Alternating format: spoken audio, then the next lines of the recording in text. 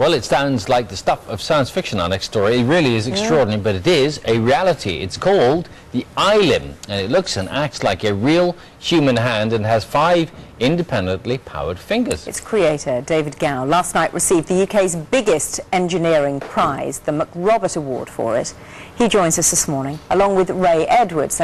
Ray's chief executive of the Limbless Association and has one of the bionic hands himself. Welcome back to the programme, because you were on a little bit earlier. Yes, indeed. Outside enjoying our green room and our stale old croissants. And I think we get the chance at Bill. Why don't, because I shook your hand, do you mind if... Shall we open it up and... Yep. There. How about that? Pleasure to meet you And again this morning. Just turn to see you're on camera 3 there. I want to... Now, I'm going to take my hand away and I want people to see how you can move your fingers. There. So it's all 5 fingers will actually move. Quite extraordinary. And how does it work? How does it work? It works really by the sensors on the muscles here, and there are little sensors outside on the arm. So in other words, my brain is saying to it, open, and it does open. How hard is it, though, to transmit those messages to your muscles? It's a learning curve, really. Yeah. You know, it's like everything else. This is only 4 weeks old. So really, I've never had the arm working for 21 years anyway, so it's just learning how to use it. But it looks so real, doesn't it? It looks amazing. We were saying you haven't shaken anyone's hand for 21 years. David, Incredible. Just an extraordinary achievement. How long was it in the making? It's about 15 years, and until the last 5 years when we actually got a company together, and this is a team effort. You know, it's the McRobert Award and the Royal Academy of Engineering has recognised our team, which is great because a lot of people put a lot of hard work into this over the last 15 years, but certainly the last 6 been very hectic. It is, and it's a bionic hand. Yeah, and it's the only one of its kind in the world in terms of, you know, it's ahead of the game. It's better than anything some of the countries that are better known for technology that America have, so, and they're buying this hand. But Ray's the first NHS patient with it, so.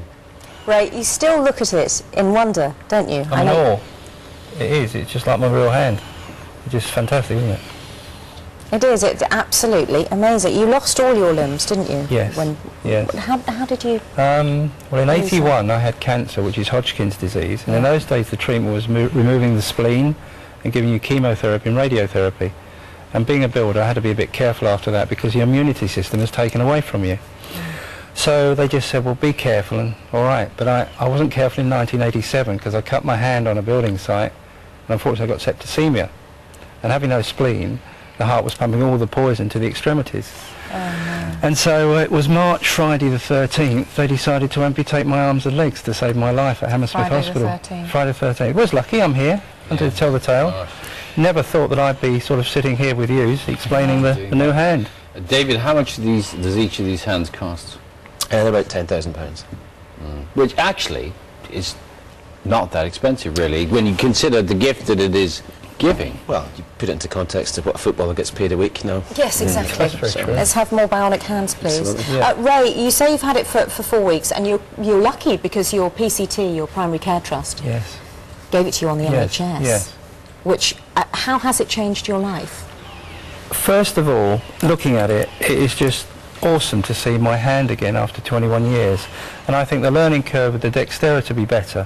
So every day it's getting better, and functionally I'll be able to do more. Yeah. But it is a very heavy weight on through the elbow here.